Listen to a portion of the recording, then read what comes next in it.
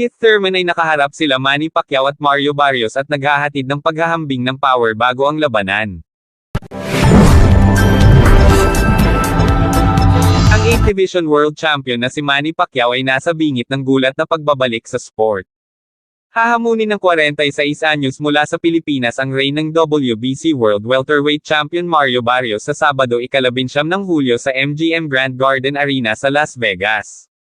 Ito ang magiging unang profesional na ring appearance ni Pacquiao sa loob ng mahigit 4 na taon matapos siyang komprehensibong talunin ng dating WBA World Welterweight Champion na si Yordenis Ugas Ugas noong tag-araw ng 2021.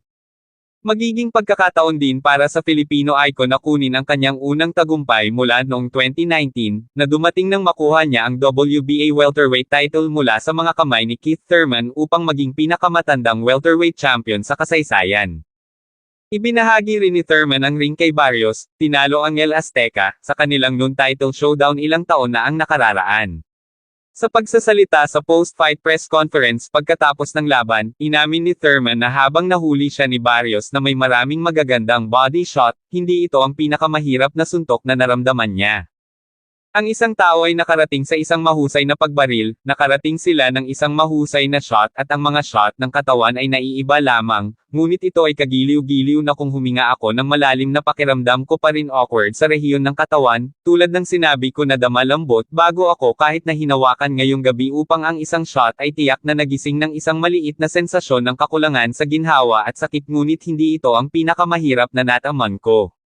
Sa isang hiwalay na panayam, nagbigay-pugay si Thurman sa kapangyarihan ng pagsuntok ni Pacquiao, na sinasabing ang kanyang mga kamao ay parang brick, noong sila ay lumaban 6 na taon na ang nakakaraan. Pacquiao. Ito ay kakaiba. Pakiramdam ni Danny Garcia ay isang malaking ladrilyo, parang isang maliit na ladrilyo si Pacquiao. Okay, ngayon ang kakaibang bahagi ay ang mga kamay ni Pacquiao ay nakaramdam ng mabigat, pagkatapos ng laban ay patuloy kong iniisip, bakit parang bato ang kanyang mga kamao, parang awkward ba? Para akong bakit napakahirap ng pakiramdam ng kanyang mga kamao. Si Pacman, ang magiging pinakamatandang welterweight champion sa lahat ng panahon sakaling manalo siya laban sa Barrios sa susunod na buwan, na sinira ang record na itinakda niya nang talunin niya si Thurman sa 40 taong gulang.